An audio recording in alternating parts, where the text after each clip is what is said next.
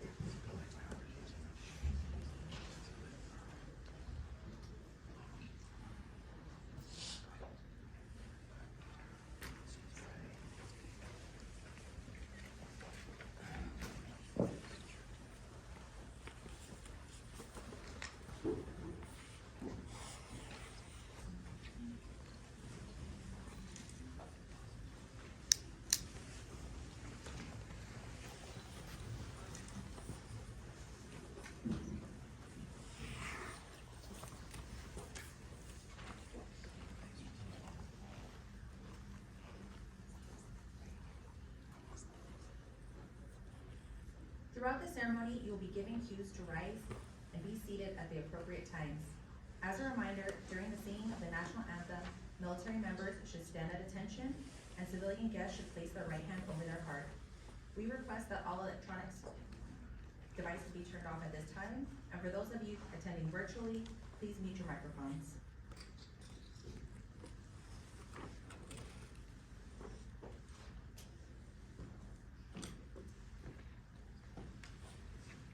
Today, the men and women of the United States Air Force pay tribute to Senior Master Sergeant Lark Dahl on the occasion of her retirement.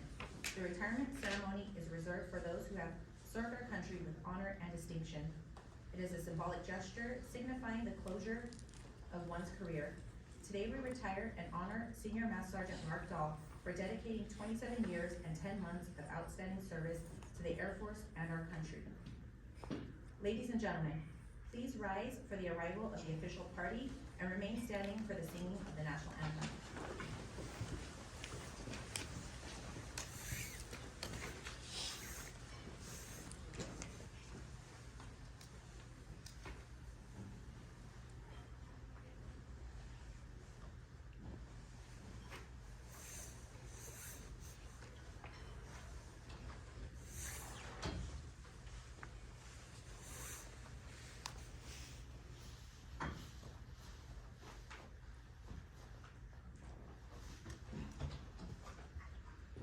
And by colors, attention, hunt, port, arms, stop.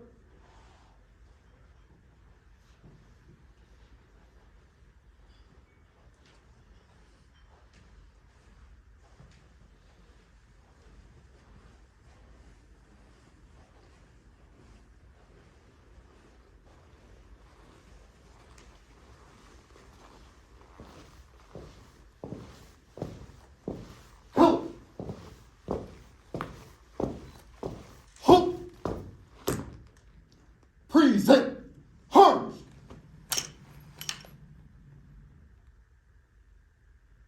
Oh, say, can you see by the dawn's early light what so proudly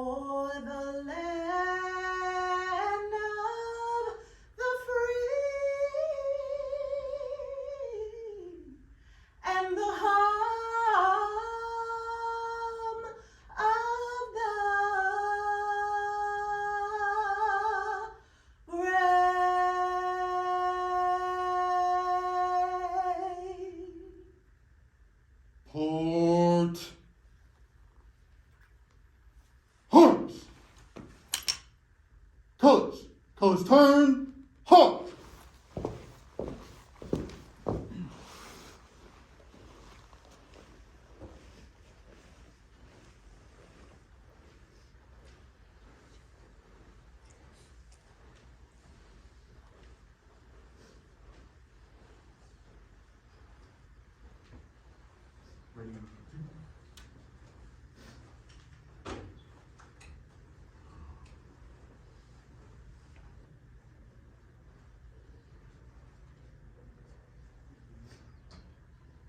Ladies and gentlemen, please be seated.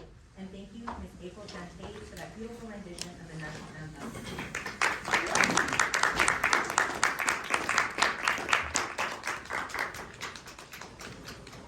At this time, it is my distinct pleasure to recognize the official party.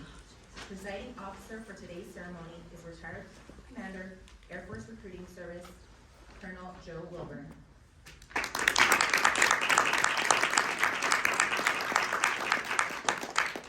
Our honoree, Senior Master Sergeant Lark Dahl, accompanied by her husband, Sadiq Olguin, and their daughter, Vianney.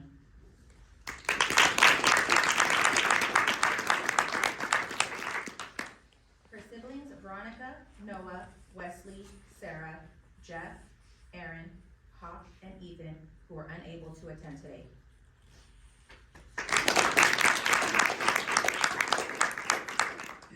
We are also fortunate to have several distinguished and special guests with us today. Please hold your applause until each group has been recognized. We extend a special welcome to Senior Master Sergeant Dahl's uncle, Mr. Gary Brunt. Her brother, Mr. Timothy Norris. Her brother, Mr. Wesley Norris. Her cousin, Mr. Eric Brunt. And Senior Master Sergeant Dahl's nephew, Jesse Dahl. Her amazing Air Force family and friends.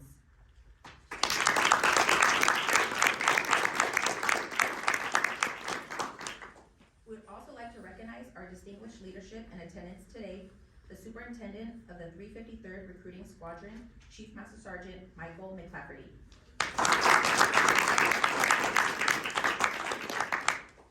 Finally, we would like to extend a warm welcome to all commanders, chiefs, first sergeants, airmen, friends, and family joining us in person and online.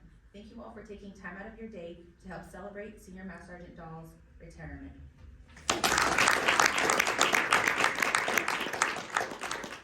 At this time, it is my pleasure to turn the floor over to the presiding officer, Colonel Wilburn. Good afternoon, folks. Let me also add to our compliments and say thank you for taking the time out of your day to help celebrate this very special day, a very special person, and a very special military career. It's my pleasure to be standing before you to help communicate some of what she's done over the past 26 years in the military and past 28 years of her life since joining the Air Force. If you know anything about the person, Lark Dahl, there's a couple things that stand out about her. One, she's got a commitment to excellence. She likes to bring her A game to everything. And she brings a level of sharpness and acuity and quality to things that most people really can't match, and in some cases can't even imagine. Secondly, you'll know that she's really committed to serving people. This whole idea about service and service to self and service to the military, she embodies it and she takes it a step further. She really enjoys the idea of helping people and getting them to the next level. And another thing that kind of stands out to me about her as a person is that her response to challenge. She's the kind of person that if you give her a challenge, she's going to take it to the next level and not be worn out by it. She's actually the type of person that's seeking challenge. She's an onward and upward type of person at every step of the way. And talking about that challenge, her challenge to join the military occurred when she was a high schooler, just getting ready to graduate, by someone that she's probably going to discuss further. Her Aunt Penny was a best friend of her mom. And that best friend of her mom asked a very simple question to a graduating high school senior. Open-ended type question. What are you going to do with yourself? What are you going to do with yourself? Aunt Penny was a member of the Air Force, and that challenge, maybe you ought to consider joining the Air Force, joining the military. That challenge is what set her off on this path that we celebrate today. What are you gonna do for yourself? And she went out and talked to a recruiter, was promised by that recruiter a guaranteed job in physical therapy. Very rare, you go out and get a guaranteed job, and a military recruiter is gonna say, this is what you're gonna do, you sign on the bottom line right here, you make this commitment, and we will fulfill our end of the bargain. Well, 6 to 7 weeks into basic training, the last week before graduating from basic training, that guarantee was no longer valid. Air Force needs changed and did not need her to be, or anyone else to be, a physical therapist at that time, and she was given 2 choices. One choice was intelligence signals analyst. The other choice was a medical technician. That person that is committed to other people would not consider the signals analyst. So she ended up being the medical service professional. Spent her first, after graduating from basic training, went on to technical school. Spent her first 6 months in the Air Force right there at Lackland Air Force Base. And then was very shortly thereafter transferred to Wright-Patterson Air Force Base near Dayton, Ohio, where she went on to finish her 4-year tour in the Air Force, her initial 4-year tour in the Air Force. As a medical service technician, she worked in the OBGYN clinic, delivering babies, helping to deliver babies. And I wanted to quote one of her supervisors from that period, and that supervisor said on her annual performance report, she assisted with delivering 31 routine deliveries and 11 C-sections. But the part that stood out about their comments was that she was committed to patient care. She established exceptional rapport with teenage, single parent, and long-term OBGYN patients. And that part just kind of rings with me, knowing the person that she is, developing the relationship. Sure, she did the numbers, she helped her cause, but there was a commitment which set her apart from others, that commitment to patient care. The next supervisor said, produced quality work, and then assisted in the resuscitation of a newborn whose lungs had failed. After that challenge, her 4-year initial stretch with the Air Force, she decided to get out, relocated back to the Seattle, Tacoma area, and spent about 2 years as a pure civilian, like the rest of us, going about our day-to-day lives. Onward, upward person that she was, she went out to the reserve unit on the base and found herself a job. Interviewed, said, here are my qualifications. They interviewed her, and she became an Air Force reservist at McCord Air Force Base. Well, most of you are from here, so you know where it is. But joined that organization there, served there for another few years, became satisfied, looking for the next challenge. She then transferred to the Wing Safety Office, retrained into a completely different career field, distinguished herself again. She went to a program called the Airman Leadership School, which prepares you for the next level of supervision. And at the Airman Leadership School, she was awarded the John Levitt Award. For those of you who are not in the military, that's the top award for all the students that attend that Airman Leadership School. So again, always setting herself apart, never content with sitting back and kind of making things happen or letting things happen. She's always going to be leading the way. That took her to 2006. In 2007, she attended a briefing by a guy named Chief Master Sergeant James Flamio. And Jim Flamio was conducting a briefing. How do you become a recruiter? We call it a recruit the recruiter event. Lark went out to the meeting, said, hey, I want to do that kind of thing. I can do anything for 4 years. I hear it's a tough career field. In the military, it's one of the toughest. Hard to imagine. But if you can think about where the country was in 2007, we were knee-deep in 2 wars. Knee-deep in Afghanistan and Iraq. Finding and recruiting talented people to join our ranks, to defend our principles, is no easy task. But at that time, that's when she decided to jump into this particular task, the recruiting career field, and excel. So she was selected to become a recruiter. It's a very selective career field. You have to have a very special disposition. You have to be willing to hear no constantly. If you're not hearing no enough or constantly, multiple times a day, that means you're not asking enough people. You're not tapping enough shoulders. If all you hear is yes, that means you probably only asked one person. If you hear no constantly, you're on the job. and you find your way. She excelled at the recruiting school. And by excel, I mean she took the top 2 awards. Top sales professional, and then the top recruiter award. It's a 6-long program, very intensive program. The attrition rate at the time was around 40 to 50%. Rough program to get through, but she set herself apart again. Because she excelled so well, she set herself up for failure.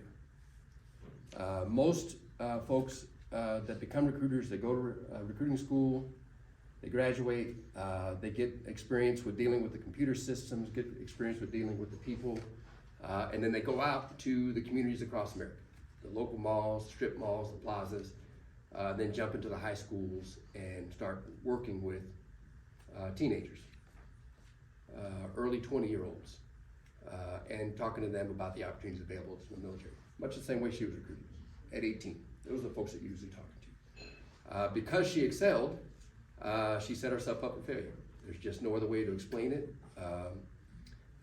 After your initial tour as a line recruiter is what we call them out in the community, your next step after a tour or 2, maybe 6 to 8 years, you go on to become an in-service recruiter.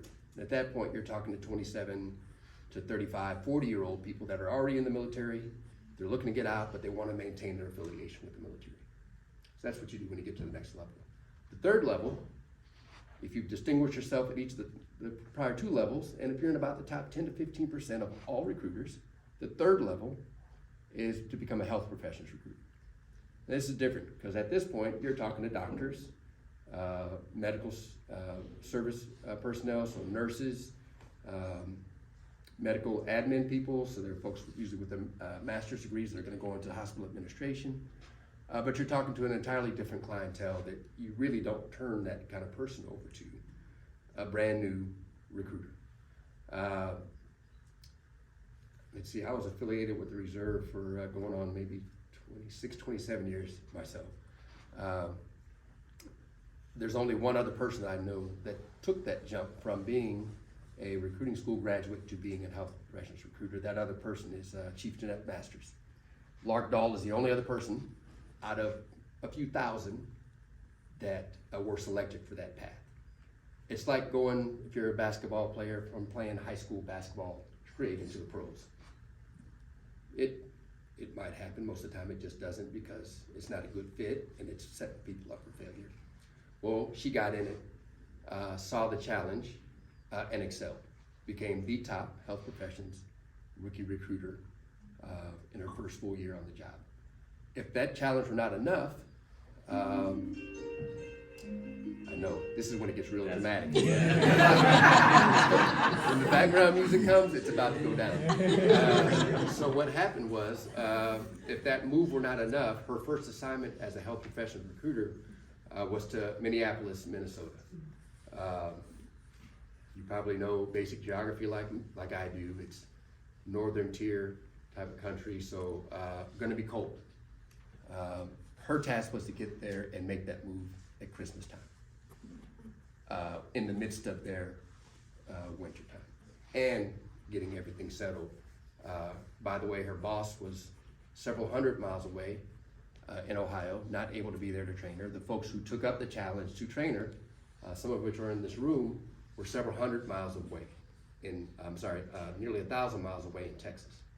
So she's basically there in Minnesota in a career field that's going to be super challenging for her and for anybody, trying to make it work where there's no support system whatsoever nearby. And on top of that, she went into a building that was shortly thereafter condemned because of its disrepair, and just met with one challenge after another, but again prevailed, saw the challenge, met the challenge, and went beyond to make sure that that she would come out on top. She always does.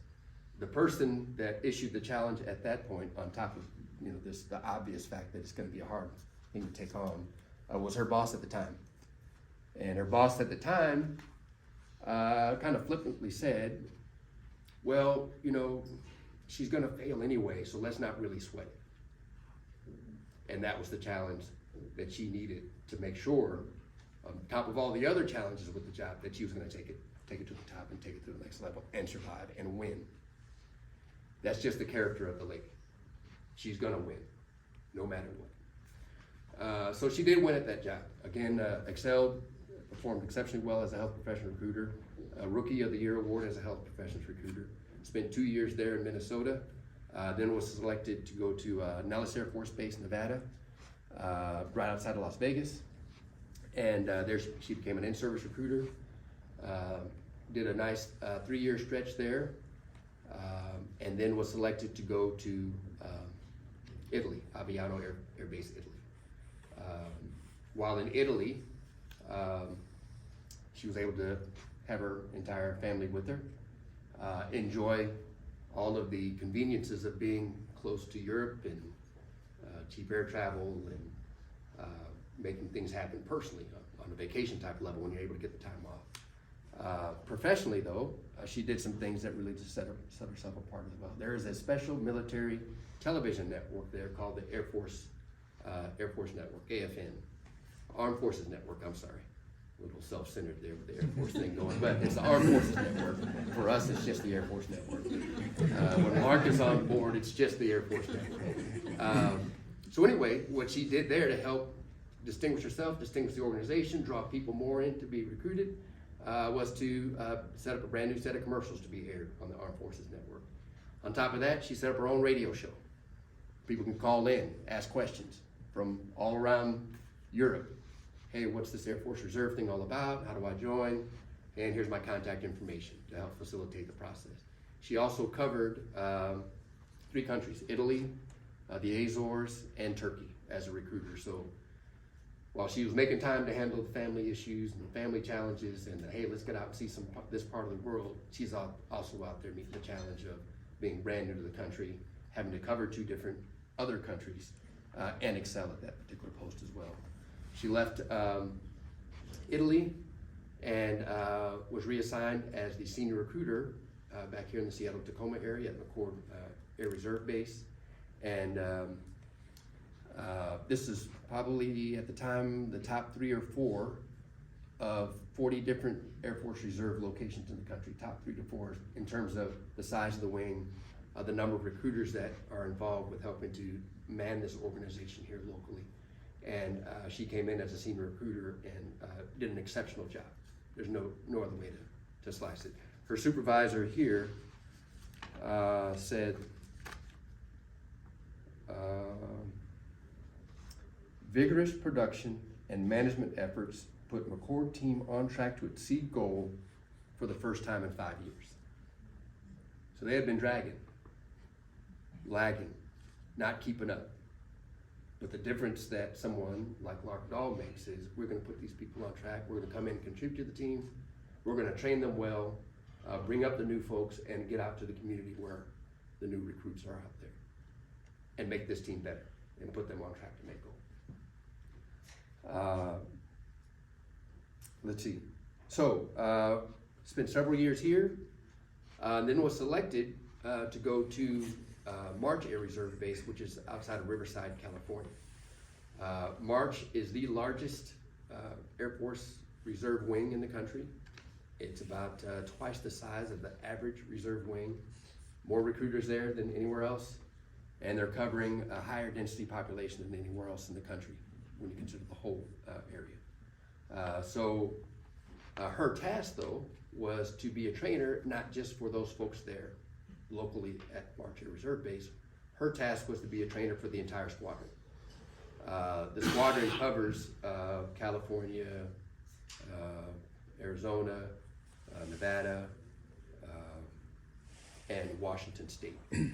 Basically, it's the whole western region of the country. Because of what she did, she was selected to be the trainer for the squadron to go down there. This is 2018 time frame. She got there and was met with another challenge. We no longer need you as the squadron trainer. We want to make you the senior recruiter for that particular base, at March Air Reserve Base, where it's the largest wing in the country with large numbers of recruiters. And the reason why we're going to do this is because the top 2 people in the organization have either left or they're getting ready to leave. And we need someone to fill this crisis spot right there. she learns this as she's getting to March Air Reserve Base, one of those additional challenges. Surprise, tag you're in kind of thing. Again, she takes that challenge on and does great things with it. The gentleman here may say a few words about it as well, as far as the type of work that she did, but she basically filled the position of the two top ranked individuals in recruiting at March Air Reserve Base, and brought that team to be the number 2 out of 40 recruiting organizations, reserve recruiting organizations, the number 2 production-wise in the country for fiscal year 2021, the one that just wrapped up. So an organization that was troubled, struggling with production, 2 top supervisors had left and out the door. She comes in as an individual with a motivation, a challenge, a commitment to serving others, and bringing a level of quality to the organization that they hadn't seen in a while, and put them in a position to be number 2 in the country, number 1 in their own squadron. So 1 out of the 11 or 12 organizations within her squadron, and then number 2 out of the 40 across the country. And like I said, it really just speaks to the type of person, the type of character that she brings to the table, and the things that she can do on her own. Sure, it's a team effort, but that team existed before she got there. The team existed before at McCord, where she helped them over the top. The team existed at March, where she helped over the top. The team at Wright Pat, the baby that needed resuscitation, the 39 normal births and the 11 cesareans. But that one person can make a difference. So we're here celebrating this military career and the end of this particular military career, but if you know Lark, this is just chapter 1. The only question is, who's going to issue that next challenge? How's it going to be issued? And then where's she going to take that organization to the next level? So anyway, I want to say thanks again for helping us celebrate this moment. Just kind of taking the whole thing in reflection. In the last 28 years, a little more than 26 years of service. Community College of the Air Force degree, bachelor's degree, beautiful family, future husband, and beautiful daughter. 9 different permanent change of station moves. Packing your stuff up and going somewhere else. 9 times. I talk about this stuff to civilians in my neighborhood, and who've been sitting in the same spot or the same town for 28 years. And they think about, man, every 3 years you had to pack your stuff and go somewhere else and start brand new. Get out of here. No wonder I didn't join. That's why I didn't join the military. And no wonder I didn't join the military. But in particular, they're saying hats off to those of you that did, who were able to keep the family intact and keep the principles intact, continuing education and providing that service to fellow members of the community. So with that, I want to say thank you for all that you've done.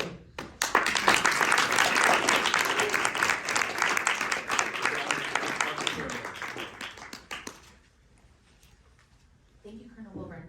Ladies and gentlemen, please rise for the presentation of the Meritorious Service Medal.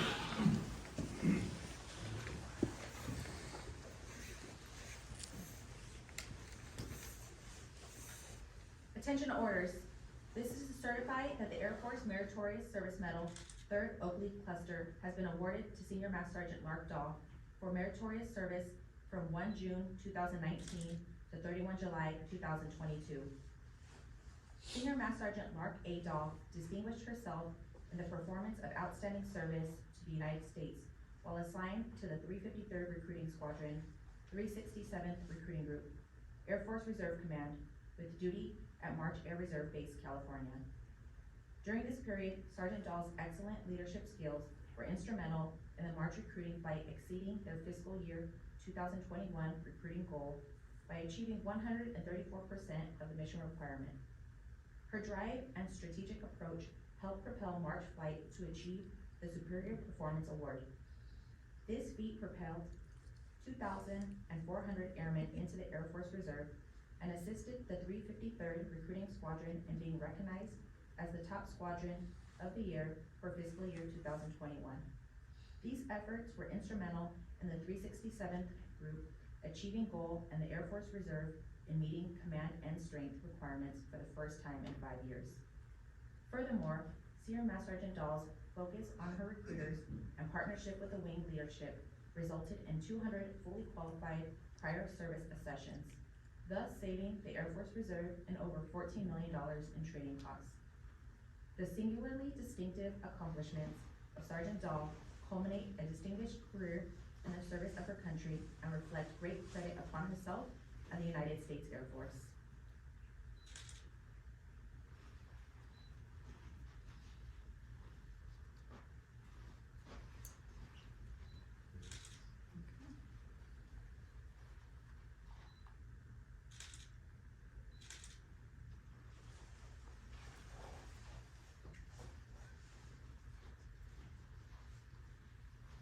Ladies and gentlemen,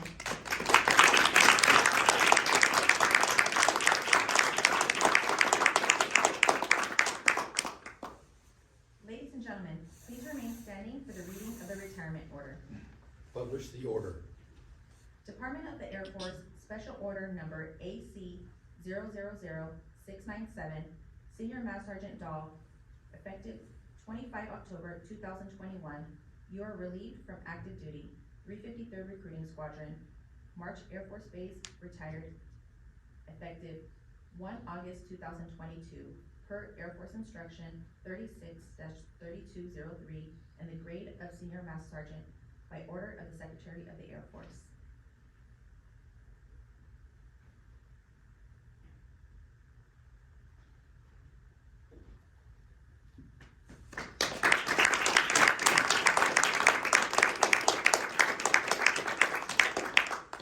Ladies and gentlemen, please be seated.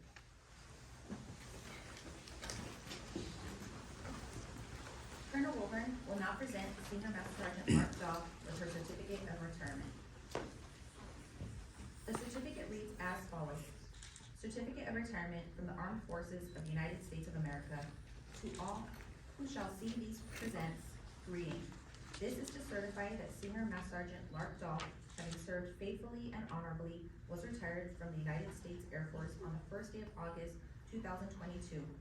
Signed, General Charles P. Brown, Jr., Chief of Staff.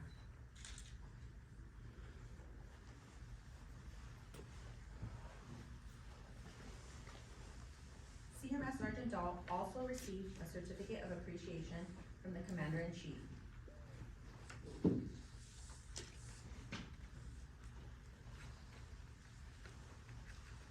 The certificate reads as follows. I extend my personal gratitude and the sincere appreciation of a grateful nation to you for your patriotic service to our country. Your bravery and dedication in our armed forces helped protect your fellow Americans during a critical moment in our history and contributed to a world of greater security and growing prosperity. Your devotion to duty, honor, and country, in keeping with the long traditions of the finest military in the world, embodied the American ideal of selfless service. Our nation owes you an incredible debt. Your commitment and the example you set will inspire future generations to serve with pride and to keep our country secure. You represent the best of our nation, and I join our fellow Americans in saluting your honorable service. I wish you happiness and success in your next chapter. Joseph R. Biden, Commander-in-Chief.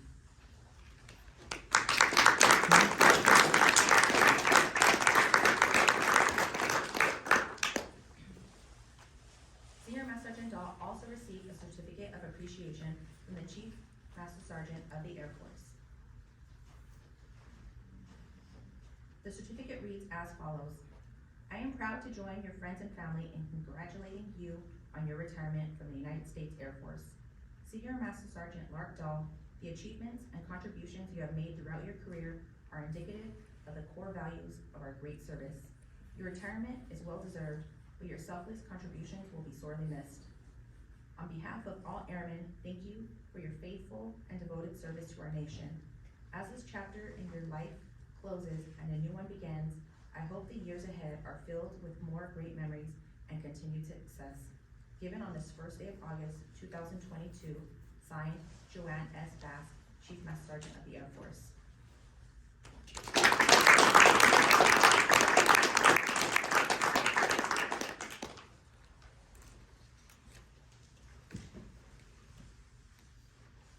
To accompany the retirement certificate is the time-honored tradition of pinning the Air Force retired lapel button on the member's lapel. At this time, we invite Sadiq to come forward.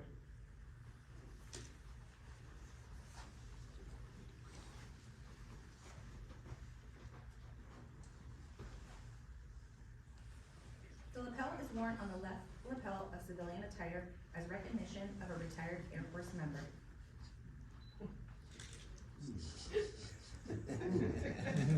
Push harder.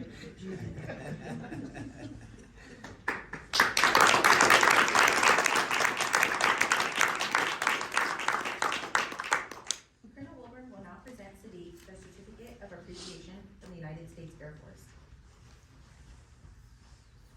The certificate reads as follows. In grateful appreciation, the United States Air Force presents this certificate of recognition to Sadiq D. Olguin for the commitment and numerous contributions that made positive impacts to the nation's defense. Thank you for the support which gave strength and purpose to your spouse's service. Given this first day of August 2022, signed, General Charles Q. Brown Jr., Chief of Staff.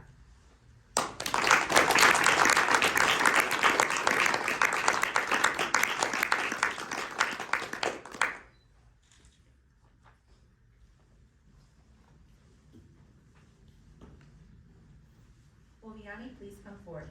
Colonel Wilburn will now present Vianney the Certificate of Appreciation from the United States Air Force. The certificate reads as follows.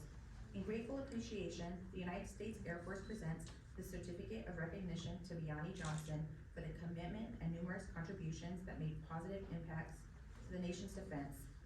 Thank you for the support which gave strength and purpose to your mother's service. Given this first day of August 2022, signed, General Charles Q. Brown Jr., Chief of Staff.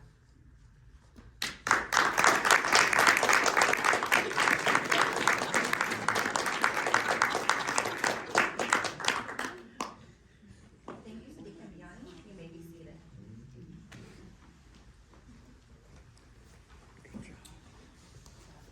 If anyone else has special presentations to give to Sergeant Dahl, now is the time to do so.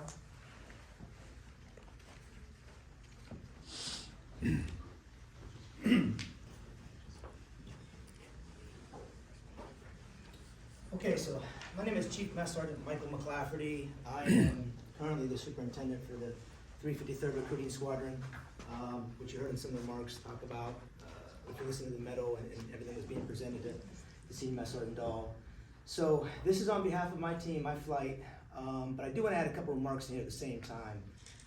I've known Sergeant Dahl for a long time.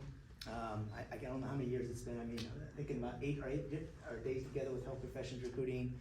When she was in Italy, a long time. We worked side by side in many, many years together in that kind of capacity, but I've never actually had her working under me or basically she worked for me. So unfortunately, it was the tail end of her career where she did work for me the last 6 or 7 months. And you remember some of the comments I was mentioning to you, the remarks about when I actually signed into March, because I'm at March Air Reserve Base, I made some of the comments to you saying, why are you retiring, why are you leaving? You remember the comments? You remember what your comments were to me?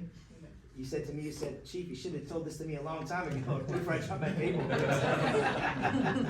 So, no, but in all seriousness, it's been great working with Lark Dahl. She's been phenomenal. Colonel Wilburn had made a lot of comments and remarks about her service, where she served at, the locations, the 9 different moves that she's had. But there's something here that I think is a silver lining in all of this. If you heard what Colonel Wilburn talked about with when she first was assigned to March, it was a difficult location. We were absent of a flight chief there, and she covered down on this assignment.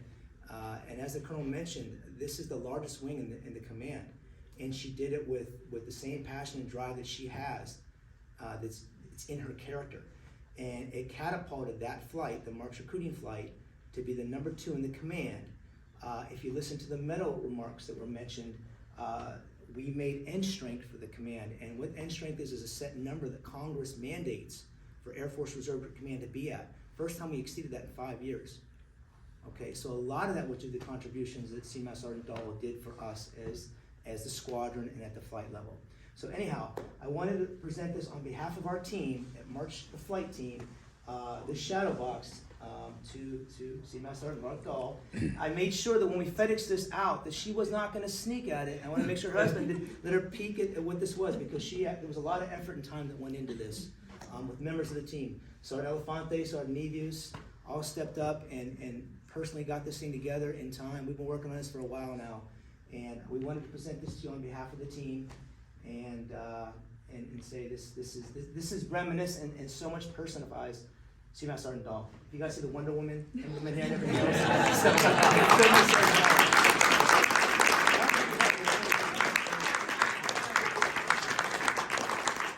this is a celebration of Senior Master Sergeant Dahl, and this represents everything that went into this box. That is a culmination of her military career. Definitely. You guys any comments? Take a picture. Okay.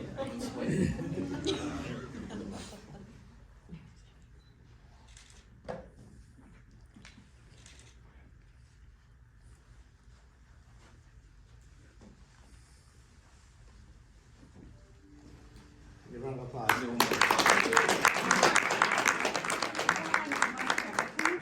you come over, Come on. please?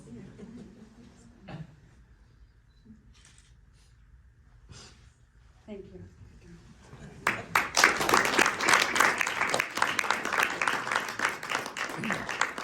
There's one last thing I want to say, that we do have quite a few DVs in this room, distinguished visitors that have come far to be here with Senior Master Sergeant Dahl. Of course, Colonel Wilburn, who's our prior recruiting commander. We've got some other distinguished guests here. We've got Chief Master Sergeant retired Richard Ronnery back here, sitting here. We've got Senior Master Sergeant Yvette Larson, hail from Georgia, still in Georgia, right? Came from and one last guest, Master Sergeant Mash Allsberg. I know you're back there. There you are. Okay. I want to say she came in from our squadron well, so these individuals came and I want to say congratulations.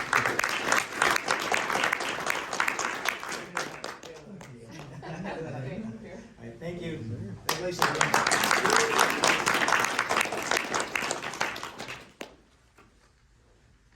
On behalf of the men and women of the Air Force Reserve Recruiting Service, NCOs will perform the flag folding ceremony on the occasion of Senior Master Sergeant Dahl's retirement. Our nation is made proud and distinguished by the men and women who have served under its banner. The flag of the United States of America. America's history overflows with accounts of our brothers and sisters who, under arms, dedicated themselves, their efforts, and their very lives to the defense of our nation. In each account, our flag waves proudly in the smoke and danger of battle, announcing the presence of the defenders of liberty.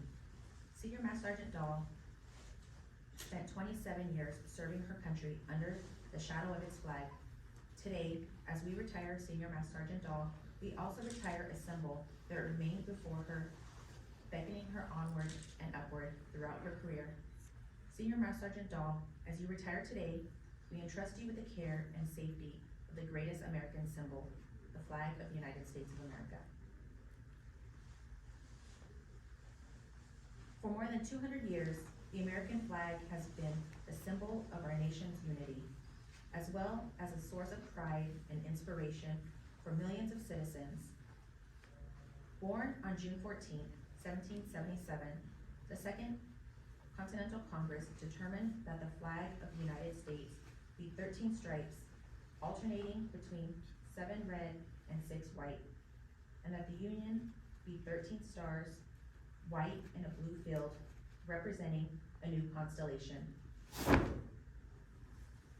Between 1777 and 1960, the shape and design of the flag evolved into the flag presented before you today. The 13 horizontal stripes represent the original 13 colonies, while the stars represent the 50 states of the Union. The colors of the flag are symbolic as well. Red symbolizes hardiness and valor. White signifies purity and innocence. And blue represents vigilance, perseverance, and justice. Traditionally, a symbol of liberty, the American flag has carried the message of freedom and inspired Americans both at home and abroad. In 1814, Francis Scott Key was so moved at seeing the stars and stripes waving after the British shelling of Baltimore's Fort McHenry that he wrote the words to the Star-Spangled Banner. In 1892, the flag inspired Francis Bellamy to write the Pledge of Allegiance, our most famous flag salute and patriotic oath. In July 1969, the American flag was flown in space when Neil Armstrong planted it on the surface of the moon. Today, our flag flies on constellations of Air Force satellites that circle our globe, and on the fin flash of our aircraft in harm's way in every corner of the world. Indeed, it flies in the heart of every airman who serves our great nation. The sun never sets on our U.S. Air Force, nor the flag we so proudly cherish. Since 1776, no generation of Americans has been spared the responsibility of defending freedom. Today's airmen remain committed to preserving the freedom that others won for us for generations to come. By displaying the flag and giving it a distinctive fold, we show respect to the flag and express our gratitude to those individuals who fought and continue to fight for freedom at home and abroad. Since the dawn of the 20th century, airmen have proudly flown the flag in every major conflict on land and skies around the world. It is their responsibility, our responsibility, to continue to protect and preserve the rights, privileges, and freedoms that we, as Americans, enjoy today. The United States flag represents who we are. It stands for the freedom we all share and the pride and patriotism we feel for our country. We cherish its legacy as a beacon of hope to one and to all. Long may it wave.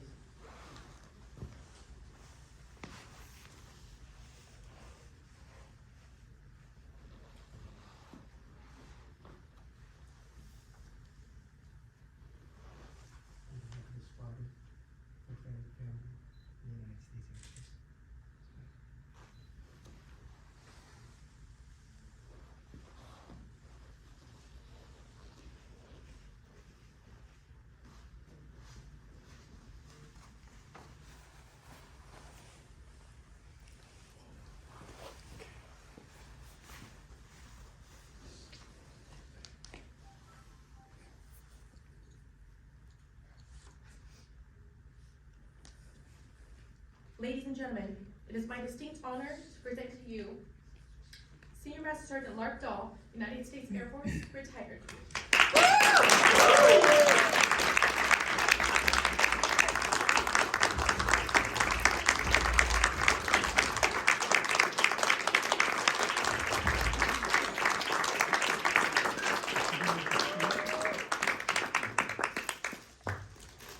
I'm not crying. Not yet. From this fall. Got a good gift to two very important people in my life. And since I didn't want to give them flowers, I gave them cigars. Please be seated. All right, I have a few notes. I'm going to make it quick. And man, thank you, Colonel Wilburn. I sounded amazing. I was like, oh, that. Thank you for being amazing. Yeah, gotta say, I was doing some good stuff apparently.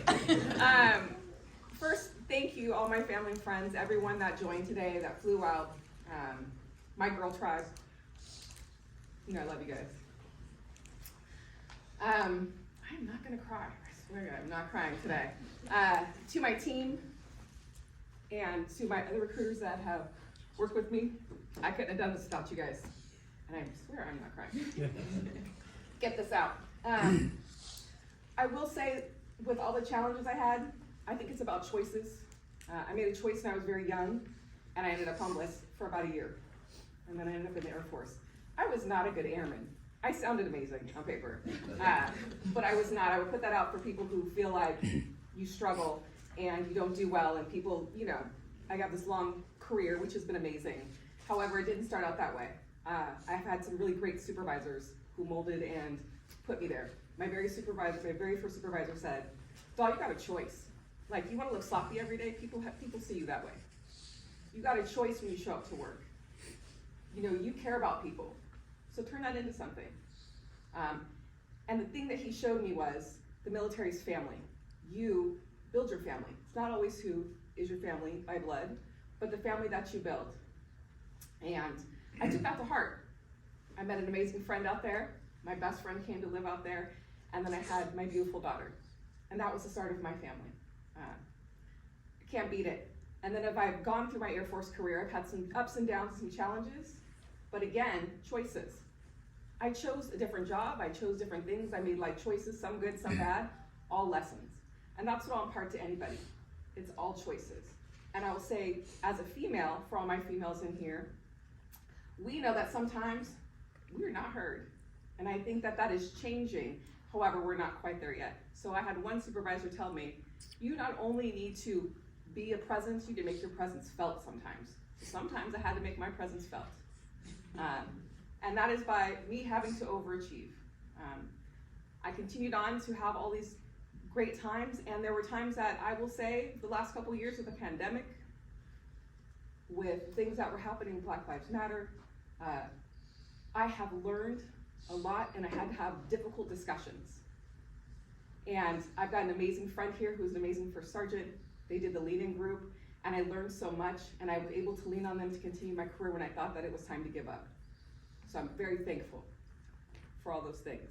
So I just want to say how honored I am, and I want to say to the people that have worked with me, not necessarily for me, we have all grown together. We did great things together, great boss. I've had a great time in this career, and I couldn't be more thankful and honored to be able to have served my country. So there's a poem, and one of my really good friends here will recognize this poem. It said, did you hear about the rose that grew from a crack in the concrete? Proving nature's law is wrong. It learned to walk without having feet. Funny it seems, but by keeping its streams, it learned to breathe fresh air. Long live the rose that grew from the concrete when no one else cared. So it's by Tupac Shakur, and I felt like that rose for a long time until I had my family and friends surround me. So, thank you. I'm honored.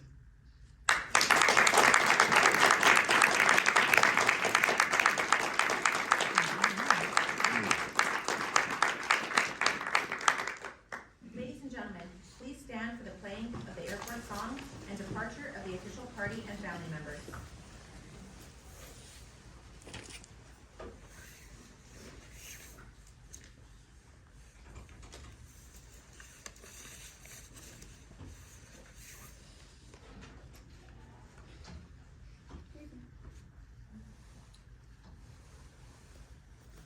Okay, don't make me do this solo. Fellow Air Force members, off we go into the wild blue yonder, flying high into the sun. Here we go, beating our thunder, attaboys, give it a gun, give it a gun.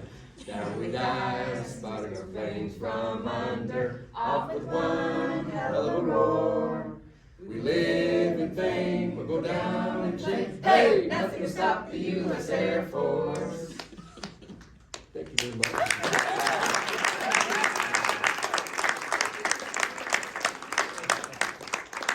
Thank you for not letting me do that solo. You not only saved me, but saved yourselves from a horrible rendition. Speaking of renditions, there are some recruiters in the room. We should send this lady off with a recruiting style cheer. So Fire recruiters too, right? fire recruiters, anybody that knows what I'm talking about, come on up. Civilians, you may stand at ease, there will be no gunfire.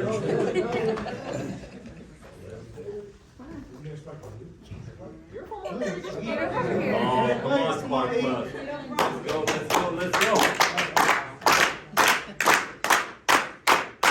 1, 2, 3, 4.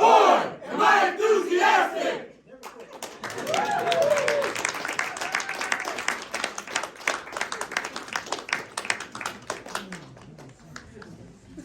This concludes today's ceremony.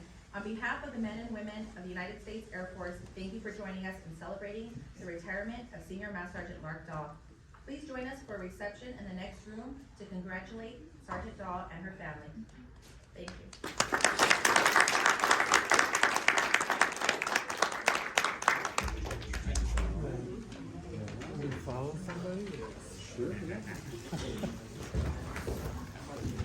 You know we can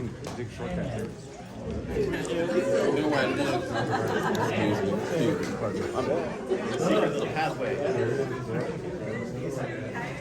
Not at first. Not at first. I didn't see it. Because you know you're like,